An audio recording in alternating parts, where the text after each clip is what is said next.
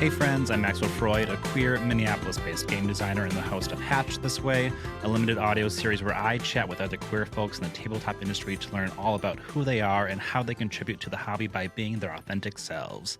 And today I'm joined by Maia Thomas. Maia, how are you doing? I'm good. Thank you for inviting me. So, context for people listening, we had chatted before, but it was a while ago, like a year and a half ago. Yeah, at least a year ago for sure. And instead of editing that episode, because it took me forever to get around to it, which we can talk about, a whole bunch had changed. Like so much had changed personally, professionally, like pretty much every area of your life and a lot in my life as well, that we're like, let's just re-record. It'll be a new start. So currently, how do you identify? Yeah, I identify as a trans woman, also a lesbian. I also identify as a board game designer, a graphic designer, artist, illustrator. Um, and yeah, that's probably the big ones. Big ones I identify as. Excellent. So talk to me about what that journey has been like to you, because I was introduced to you as like basically a different person the first time we talked. So talk to me about what that has been like, and it happened pretty quickly, which I think is really cool. Yeah. I mean, if I remember correctly, when we had talked, I'm not even sure if I fully identified as a trans woman at that time. I might have, but I just remember um, it all happened around COVID, right? I feel like Mm. that's not the most uncommon story, but prior to COVID, I had no idea who I was. I was going to college for business, which is not necessarily the most exciting of things. And then right before COVID hit, I had this huge like breakdown of I don't know what this degree is going to lead towards. So I'm going to do the next logical step, which is I'm going to become an electrician. So I was I like, think that's we've all where been I'm there. going. Yeah. We've all had the early The 20s electrician. electrician crisis. And then COVID hit, and the apprenticeship wasn't accepting applications. So I had, the 2 years of lockdown to work at Chipotle and not do anything for the first time in my life. And as you imagine, a lot of complexes started to unwind as I was forced to not be productive. I couldn't pursue, any goals or anything. I just had to wait.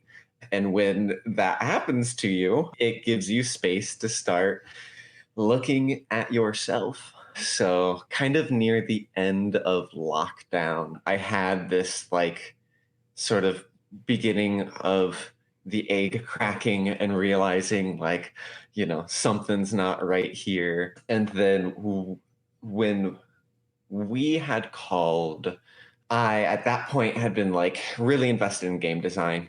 During lockdown, I had joined online playtesting communities and really fell in love with board games, like designing board games.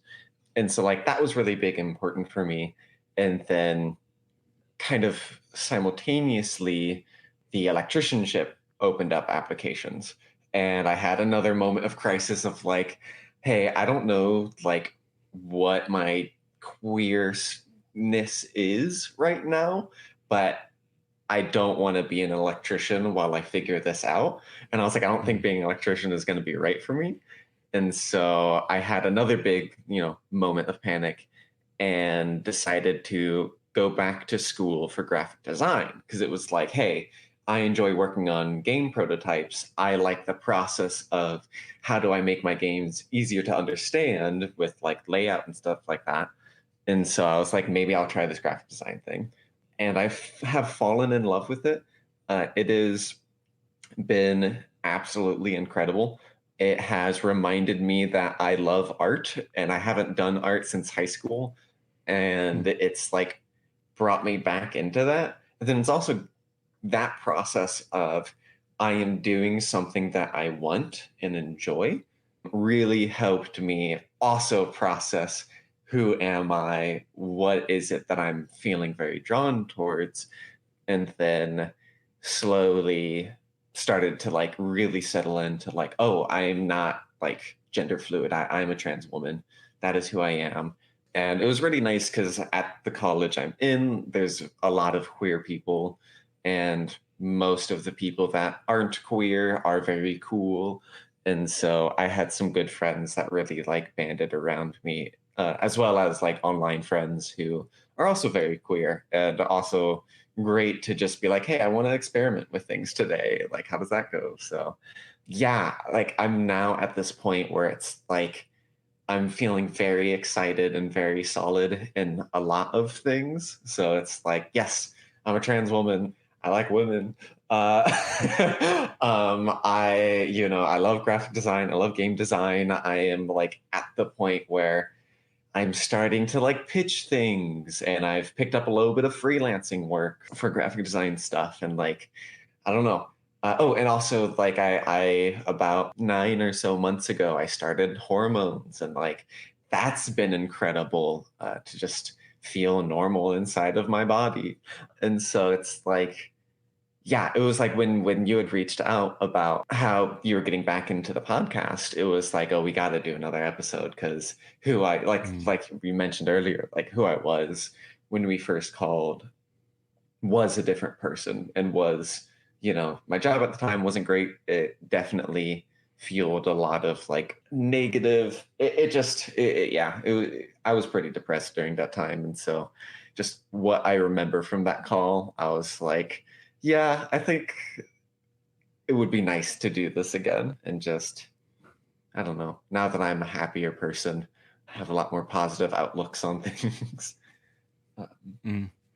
Yeah, I think I'm excited to get back into it. I'm not currently planning on doing more than like these last 10 episodes, but yeah, hoping I can like take another crack at it. I think listening back to myself, I think because like the intention, the goal was positive and good, I think the episodes as a whole are positive and good, but I can hear myself like responding and asking questions. I'm like, ugh, I could see how I also like wasn't super happy or in the best place at that time. I can hear it coming out in like really subtle ways that I don't know if listeners can hear, but yeah, also went through a bunch of different changes like personally.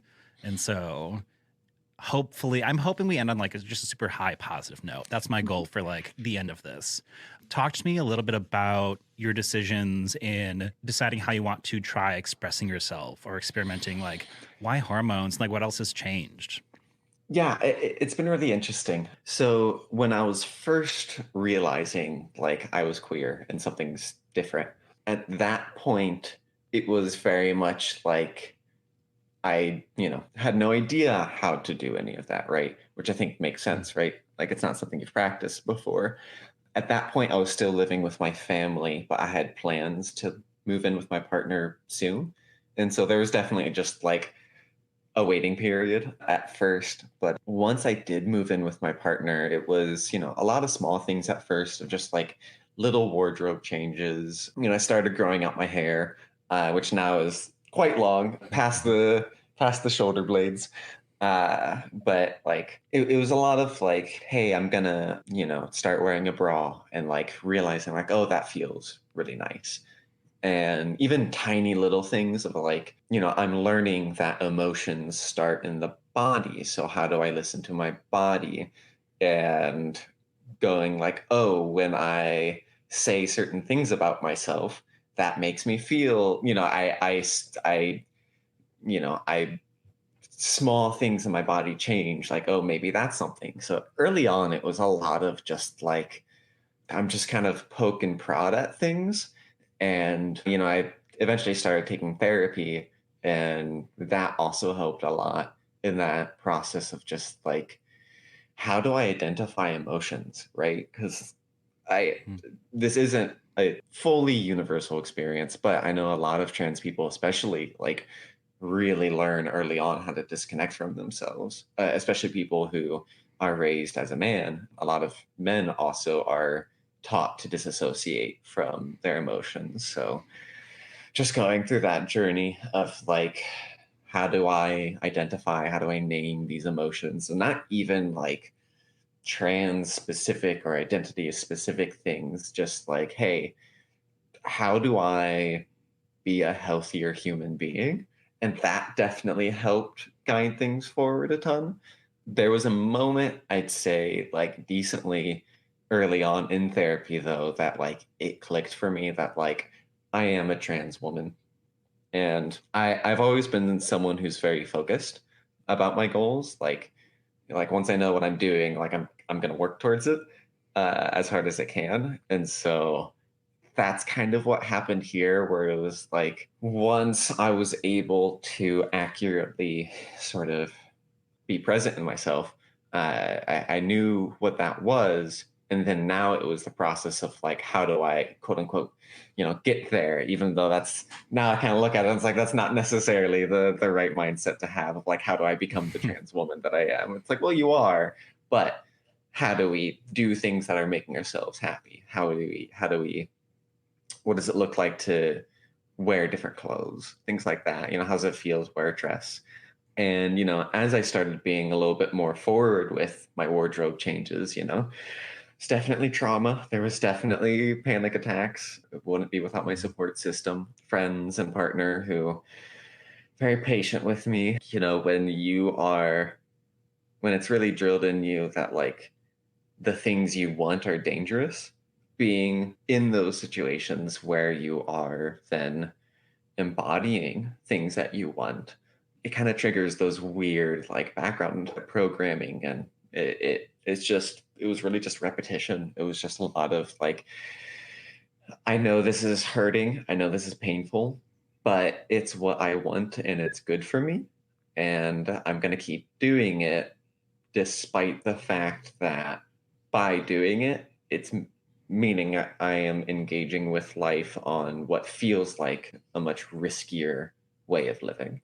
Um, Gosh, I mean, on that note, I remember having like a specific moment where like I realized I was a trans woman and I had to decide like, do I ignore this and take the quote unquote safe route and just be, a cis white man, or yeah, cis man, or do I take a risk in life and not ignore this and lean into it? Um, Anyways, um, where was I? Yeah, so like with hormones, it became pretty clear that that's what I wanted. Just doing research, looking into things like finding out that a pretty common trans experience is, hey, a lot, not everyone, but a lot of trans people, you're getting hormone A, but your body is expecting hormone B. And so that's causing it to constantly panic because it's not getting what it's wanting or needing. And so that, like, learning about stuff like that really resonated with me. And hearing about just other people's experiences really resonated with me about like what the effects of like dysphoria were and how like those are related to hormones, or at least some of them can be. And so hormones were kind of the big hump. They were the like, I'm going to therapy to because I want to get on hormones, but also like that's terrifying and I don't want to do them yet. And so it was, it was a long process to get there. Definitely took many more months than what it, technically could have taken, but I needed time, and kind of once I started hormones in the first couple of weeks, I started like feeling those effects. Like it it was wonderful. It was like my brain was clear. Like my insides felt clean for the first time. I felt like everything was quieter internally. And it was just like after those first couple of weeks, and I started on very small doses, mind you. But even then, after the first couple of weeks, it was just like, yeah, this is correct. And it was kind of the last point of anxiety I think I had of like, the last point of doubt, I guess, of like, once that started clicking together and feeling good, it was like I felt like I could just fully and confidently be who I am, and at that point I had already come out to most everyone, but I think that was the last hump of like, I no longer have to play this hiding game, this passing game. And I still get misgendered by people. I'm not the most like I enjoy wearing makeup. I don't do it often. It's usually just for a couple Mm. special events. And, I'm still, I have certain features that people who are less attuned to these sort of things make assumptions. And it's like, the nice thing is, like, it doesn't bother me as much anymore. I don't Mm. prefer it. And yeah, if someone's like actually harassing me, different. That's different entirely. But it's really wonderful to be at the point where it's like me validating that I am a woman, I'm a trans woman, is no longer affected by how like strangers are interacting with me. Um, Mm. Mm-hmm. and like that's really nice. Yeah, that's I mean, you still have to be like mindful and careful at certain times, but it's really nice not having this like cloud of insecurity. Yeah. Yeah, I know kind of gotten away from like expression, but No, that's great. I think one of the questions that I would like to kind of give insider clarity on is like, I don't think there's, you know, no one single path or journey to how you express yourself as a trans mhm. person or gender fluid person. Like, I think trying to get the different stories of listening to what makes you happy and then chasing those things to just figure out who you are and yeah, just be your authentic self, I think it's a gift. Yes, absolutely. Yeah, I fully agree. And even hearing other people's stories where it's like, oh, I don't resonate with that, it's like Mhm. that's super valuable. That can even still be delightful. Yeah, because I mean, I'm just imagining if someone's like questioning or thinking about it, it's like, well, how do I do it? And then I can't give you like a playbook per se, but it's like, Hmm. here's what worked for other people, and here's how they got there. And then you don't have to, you don't have to take hormones, you don't have to have surgery, you don't have to dress a certain way, but you can still figure out who you are and what makes you happy, and then live that way if you want to. Yes. Yes, absolutely. Yeah, I think the only like consistent advice that I've seen that I would encourage is like take it slow and try to find someone that you can just experiment with. And I know even then like those can be monumental and I definitely understand it. But yeah, Mm. my whole story of, even through therapy, like that's not available for everyone or a queer therapist isn't. And like that's just how I was able to move forward. But I know a lot of people move forward in their own ways. A lot of people are at different stages of life and are able to do or unable to do certain things. And yeah, it is complex and messy for sure. But No, yeah, no, absolutely. That was great. I loved all that. I think to give you some context, because I let people know, like, I took a big break from like editing and recording episodes. So let's see. It was kind of pandemic time, wasn't it? Still, because I basically took time I did some theater production. So I produced like queer theater in the Twin Cities. We did La Cage a Fall, and then I produced Hedwig and the Angry Inch. Ton of fun, lost a ton of money. But, you know, that's my problem. But no regrets doing it. Like, I wanted to see those opportunities. I'm actually meeting about potentially doing it where I'm not the sole like producer of everything. So partnering with another theater to keep those opportunities out there. Like, it was something I always wanted to do, but never had the time to do it. And then, yeah, kind of like tail end of the pandemic, I was like, hey, now's a good time. I don't have anything going on. Why not try? So I did it, and it was a ton of fun. Took a lot of energy and time, but yeah, I ran out of energy to do my other side projects. And I think with this too, we had launched like the initial concept for this was really part of I had a have a board game called Dino Sitters, so it was going to Kickstarter, and as part of the Kickstarter campaign, I wanted to have like supplemental information for people because I don't want to just make a game if I'm not doing something to advocate for what I believe in the hobby. Like, that's why I'm in the hobby, is to advocate for queer people and inclusivity and like try and make it a slightly better place than how I found it. And so this was all just part of a thing to put on the Kickstarter page, and then it kind of turned into a bigger thing because I feel like that's what queers do. We just we go the extra mile. Maybe not everyone, but I definitely do. And I think also it was a symptom of me not being super happy personally. And so I was finding projects and ways to like bury myself in work instead of like confronting things that were not working out super well. Like at the same time, like while the show was going on, I ended up like separating of my partner. And it was like 5 years. So it was a longer relationship. We had a house together and dogs and pets.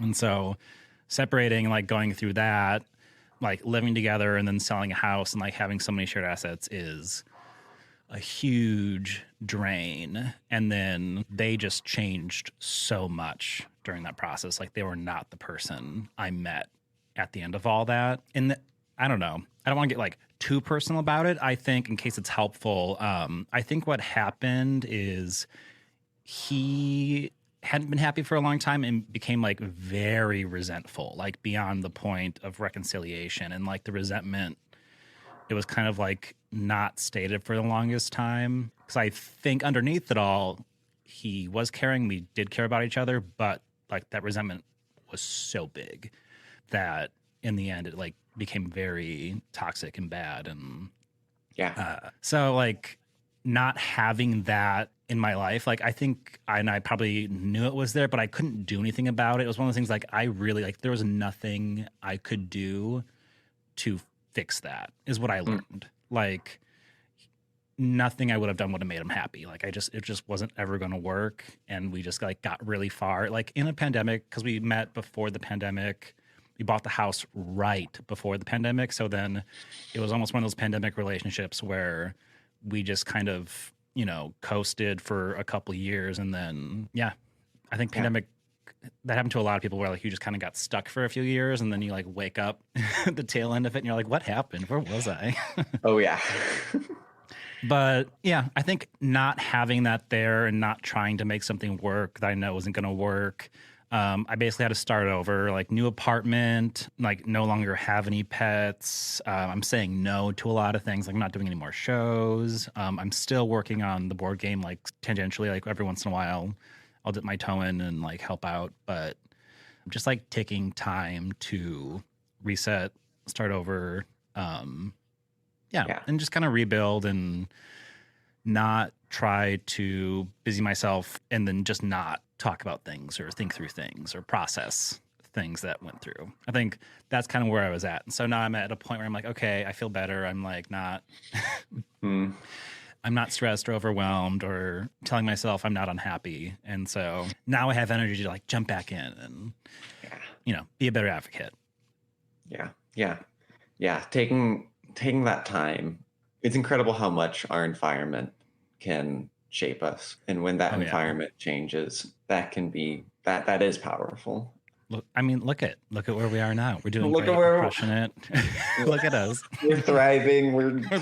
I totally get the like bury yourself in work sort of mentality. That was absolutely. I've done that plenty. Still do sometimes, and I try not to. But you know, you name it, you recognize it, you try better. You know. Yeah, I say, I have a problem with commitment, like overcommitting, and then it's like, well, maybe I just have a problem of like being not busy and having to listen to the voices inside my head. Who can say? Who can say? Who knows? Who knows? So you talked a little bit about what got you into games. Maybe do you want to expand on it? Maybe a little more, give me some more context about like what I think you said you found out you liked designing board games. Talk about like what was the gateway of getting into that world? Yeah, it was interesting. I mean, aside from the like, you know, I've played games since I was a child, and you know, I have a vague, you know, when I used to play HeroScape, which is a little miniature skirmish game, and you know, would like make little characters a couple of times. Like other than like that, my actual recent years delve into games. It started from a friend in a board game group I was in, just like a few of us. And one of the guys who's older, he was just like, hey, have you ever tried making your own game? And it like blew my tiny brain. I was like, you can, like, people make games, they don't just like appear. And so there was a good few years, even before COVID had hit, where I was designing games and not showing it to anybody. Where like I probably made a dozen or so games where it's just like I'll play it by myself, I'll put a potted plant on the other side of the table and that'd be my opponent. And I would just like make systems and try things and scrap things within a month. And I really enjoyed it, even though like I'd only show like half of them once to someone else, and that's usually family or a friend. The week before lockdown hit was my first time going to a local game design group where I got to show off my game Friendly Gardens. And that was really exciting to like, that was the first time I showed people stuff. It was, super nervous, but like really great. People more or less enjoyed themselves. Some didn't, but that's playtesting. And so when lockdown hit, it was like crap.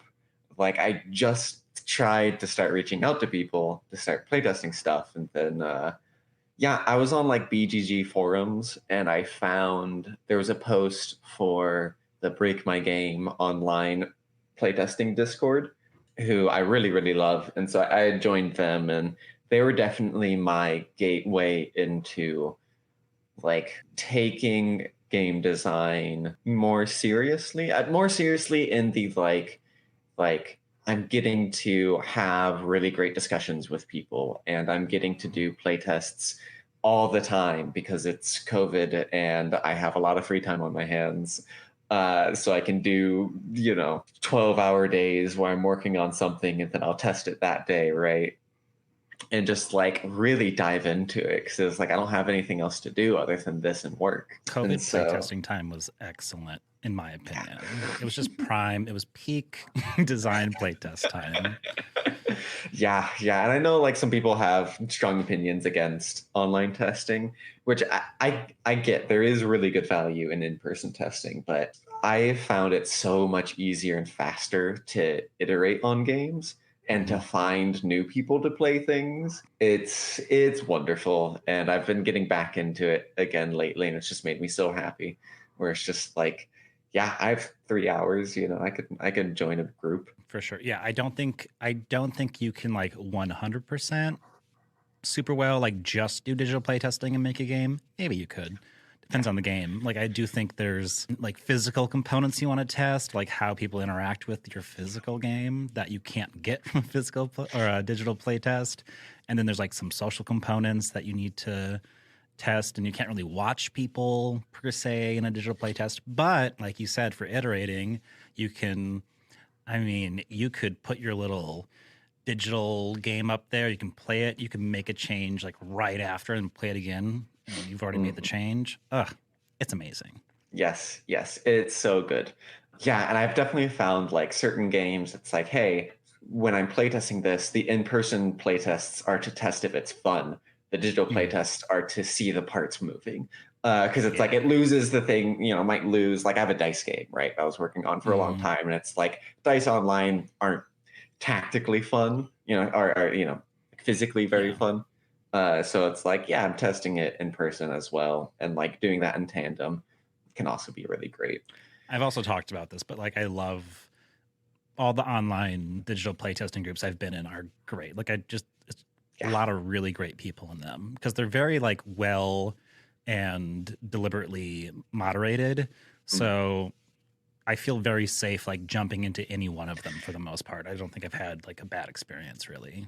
Yeah. I agree with that. I not to dunk on Board Game Geek too much, but that was a weird space to navigate as a young designer. I didn't feel as comfortable there, but getting into the spaces that are more moderated, are more like actively and vocally being inclusive, it's great. It's really great being able to have that trust and build that trust. There's probably 2 online communities I engage with most. I used to like board game big communities, And a lot of that has been like because of trust and because of like, they've put their money. What's this for? I'm forgetting. Money where their mouth is. Is that the phrase? Yeah, that's a phrase.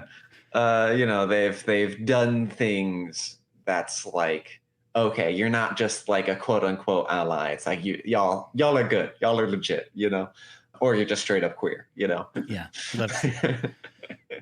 Talk to me about some of the things that you're doing right now. Like, what are you working on that you're excited about? I've got a couple of things I'm really, really excited about. The first one is I am working on, I'll probably exclude names for this one, but I applied for a job at a big board game company. They had a junior position open. And I unfortunately didn't get the job. However, I at that time was making the dice version of one of that company's card games. And so they reached out afterwards and were like, hey, we would love you to pitch to us when that's ready. I mean, I guess I could say the name. I don't know. There was nothing that was like signed or anything. I just don't know with podcasts what's appropriate. I mean, I don't know. All of 20 people might hear it, so who Okay, knows? I'll say it. I've been very open with friends and stuff. So I'm working on Love Letter Dice for Z-Man. Cool. So that's really exciting. I mean that's to the point where it's a little bit more dice-ish than Love Letter Dice because of problems. That is a very difficult game to design, it turns out. Yeah. But like that's at the point where it's like I'm probably gonna pitch it in like a month or two. Like I think it's ready. I'm just wanting to like get the rule book, test it, and like stuff like that. So I'm super excited about that. So that's like a really strong lead. I'm co-designing another game with a friend of mine, Jamie Sabriel. We're making a game called Hearts of Sin, which is a game Jamie had. It was a COVID-induced fever dream where the game is you play as the Demon Queen's generals punching Nazis in hell.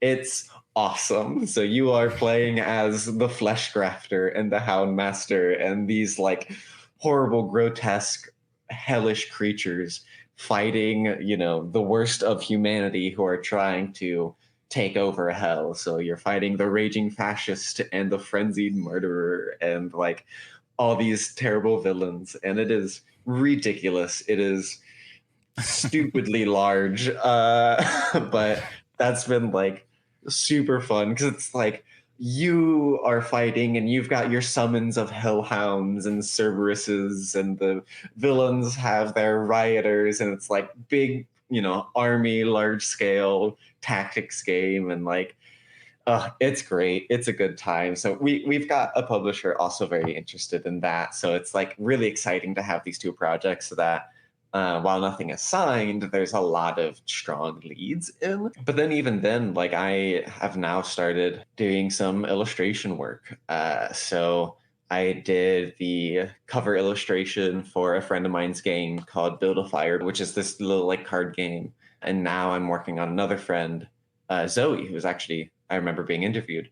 It has a game called Bread. And so I'm making like a bunch of postcards for that game. And so it's really exciting to like start getting this like paid work that is both exactly where I want to be, as well as being really good portfolio pieces so that I can try to continue getting work like this. So those are kind of like the big exciting things that are happening, which are very cool because it's like I'm doing the thing I want to be doing. Like, let's go. Do you have any favorites? Like, what are your favorite go-to games, or recent faves? If you don't have like top fives. Yeah, one of my favorites is I really love Kabuto Sumo, which is a little game where I love coin pusher arcade games, and so it's like kind of the board gamification of that, where you have a platform with a bunch of discs on it, and then you and your opponent have a beetle disc, and you're pushing discs onto the platform to try to push their beetle off. I love that game. It's so good. I really love games that I can teach to new people because I don't have an active game group right now. So being able to just like have these games where it's like, I can teach this game in 1 minute by simply taking my turn and you immediately know why it's fun. Like, I love that. It's great. I also really love, I don't know, I grew up on a lot of classic games and a lot of like simple card game or simple dice games and like classic card games. So there's a game called Pass the Pigs that is just similar reasons. It's just a cozy, you're throwing these toy pigs and getting points, and I adore it. As for more gamery games, I don't know. I have the Road to Canterbury, which I'm looking at right now, and I really love that. Same with like Calico.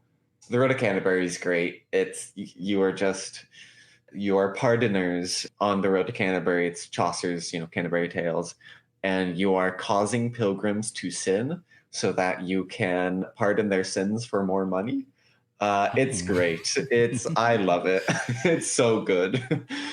It's yeah. I need to play it more often, but it's wonderful because it's also like it's very illustrative manuscript y, like it's great. It just looks like an old, came right out of an old book. I'm sure they're using clip art. That's from public domain stuff. Like I love it. It's great. Hey, if it looks and feels great, I'm all for it. I love a strong, cohesive theme. Big fan. Yeah, absolutely. Yeah, If you want to sell me a game, just immerse it. Just immerse it in theme. Yeah, just have it be drooping. Yeah, I want more games that are like cozy, I want more games that are like aesthetically the vibes are there and gameplay, the vibes are there. It's been fun. I mentioned Calico. That's a pretty stressful game for a lot of people. It is a very tight little puzzle. But my partner and I, what we started doing is in the back of the book, there's a bunch of solo play scenarios where it's like, hey, have this set up, get this many points. And so we just started doing that together. So it wasn't like, hey, who can get more points? It was, hey, we're going to be playing at the same time. Can we, taking turns, but both of us could win if we both achieve the threshold. And it's so much easier. It's so much nicer to play that way because you're just like talking with the other person about like, oh, hey, you need that tile. Yeah, I'm not going to make your life a living hell by taking that tile. Like I'll avoid it, and you can like negotiate a little bit there. And so I don't know. I want more games like that where it's just like, it's not as cutthroat. It's not as like, it's still a challenging game for sure, but like we can work together, but we don't have to work together. It's not a co-op game, but we still get to be kind and friendly to each other. Sure. I feel like rolling rights or like flipping rights are kind of that vibe where it's like you do your own thing. If you win, you win. If not, you had a fun time drawing on a piece of paper. Yes. Yes, absolutely. No, that's interesting. My Dino Sitters game, Calico is like one of the things that I compare it to because it's like it's deceptively tight little puzzle game. So it was intended to be for like families, and the rules are like definitely family weight rules. But yeah, the puzzle itself is pretty tight to do well, similar to Calico. It's like, oh, you really got to be like, it's a little bit of luck and a lot of planning. And yeah, trying to balance that has been a struggle, but yeah, understandable.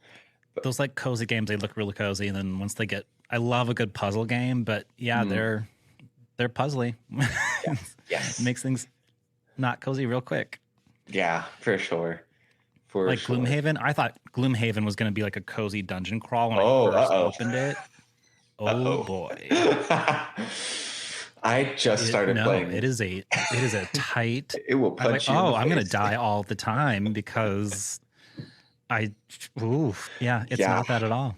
No, I just started playing Frosthaven online with a friend, and it's like, yeah, same thing of just like, oh, this makes my brain hurt, and it's great. I love it. Yeah, I feel that for sure. For sure. Is there anything you're seeing in the hobby, in games, or, in general that's giving you hope for the way the industry is moving, like towards inclusivity? Yeah. I mean, I think the online spaces is a big one for sure. Like, I feel like from my understanding of the industry, like it's been slowly getting better with like queer and women designers and whatnot. And I feel like having the online spaces have been a huge boon to getting people connected, especially because there's just a lot of people who can't make it out to conventions. Like I've been to one in-person convention at least like one major one. And that was wonderful. And I got to meet a bunch of like friends I've already made. But having the online spaces is like incredible for accessibility reasons. Oh yeah. And like that's the big space that I really hope things continue to get better in. And, it's kind of been wavering. I think, during COVID, we saw a lot of publishers being super open to online pitches, and like it kind of feels like that's going away, but not fully. Like it's still there, but I think a lot of publishers are wanting to go back to like let's talk in person, which means you got to pay, $800 to get a ticket, get a hotel room, get a convention ticket. Like it's wild. So it has been cool to see those online spaces. It has been cool to see some scholarships pop up. Like I actually had gotten a scholarship to go up to Seattle because of financial reasons. I unfortunately had to cancel because I had other things come up. But like it's really encouraging for me to see that kind of stuff. I am excited. There's I can't remember the name of it, but I know like Elizabeth Hargrave and Jeff Engelstein and just a couple of those big names are trying to put together a like not quite like not technically a union, not legally a union support program where it's like, hey, you can get contract advice and negotiation help and like pitching help and stuff like that. It does sound like it's still going to be a paid service, but I'm hoping that they will consider some way for people who are financially struggling to be able to access those kind of resources. I think the board game industry is weird in regards to the way it handles free work and the way it handles like designers, how they're getting paid and contract work. And there's just, unfortunately, over the years, I have also seen like the amount that designers are expected to be able to do feels like it's growing. Like more publishers are not just wanting a sell sheet, but they want a video. And publishers are going to be more receptive of you if you have a following. Like we're seeing more of that become more and more important, which sucks. I don't like that that's happening. Even as someone who has those skills, like a lot of those skills, I don't have a following, but like I'm a graphic designer. I can make my prototypes look really sharp, but the fact that that is feeling more like a requirement rather than an exception, I don't like it. I don't like it. I think that's a little unfortunate. So I don't know. It's a little mixed bag. I think it's, I mean, everything is going to be mixed bag. I do think there's hope. I do think more and more people are wanting queer voices. I think some people are finding out that, queer games can sell, which is like a weird, unfortunate truth. But like, hey, capitalism is realizing that we're a market. So in a weird way, that gives me hope, do with that what you will, I guess. I think the accessibility thing is a good reminder because I think we kind of fall into, as we return to normal, quote unquote, that like falling back into conventions of like how it was before, and then realizing that accessibility is a big thing in a lot of industries.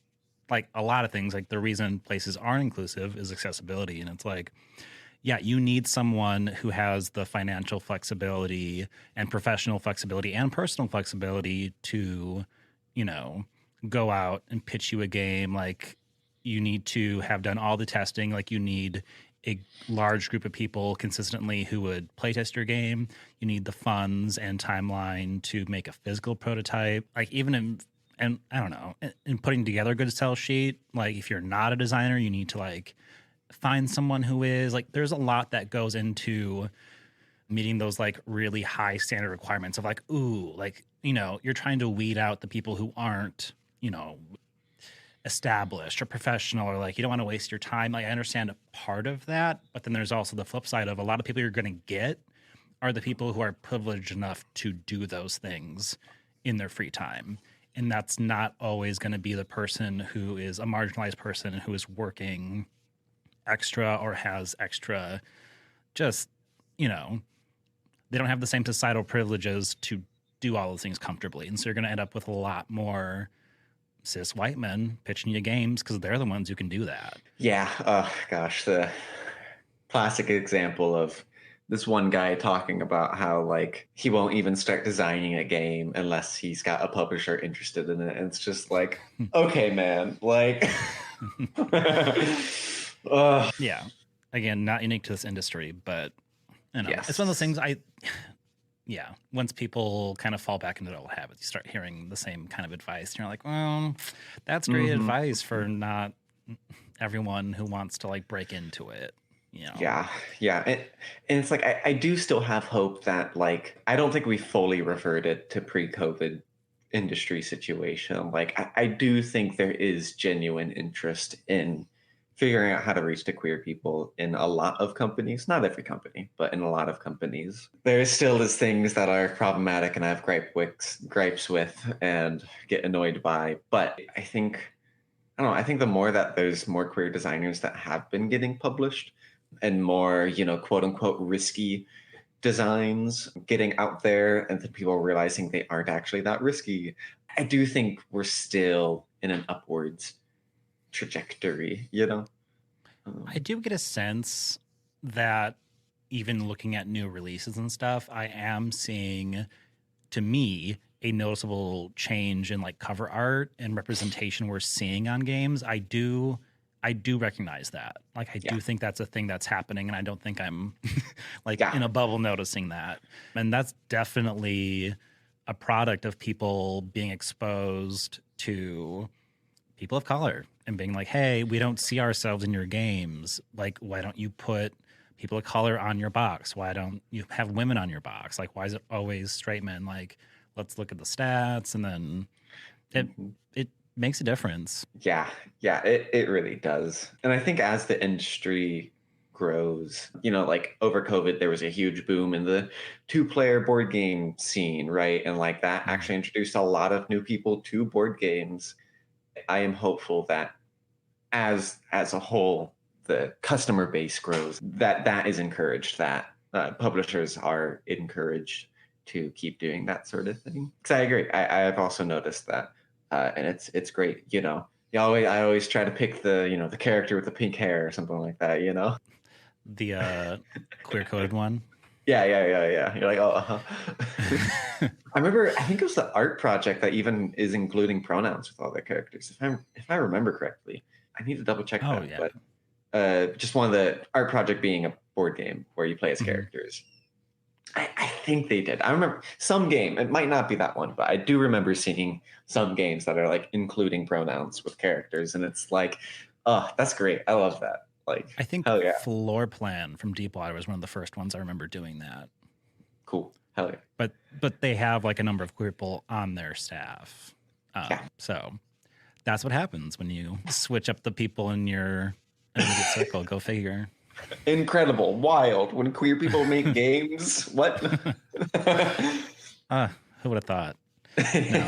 And I do think it's important to keep having like holding people accountable when they do something that is like not politically correct, like saying something very racist and putting that out there in a game and publishing it, and then people are going to come after you for it, and you have to be accountable for that, and you have to do better. I think, you know, people are like, rah, rah, rah, rah, but no, it's like conversations we have to be having, and we're going to keep having them because they're important.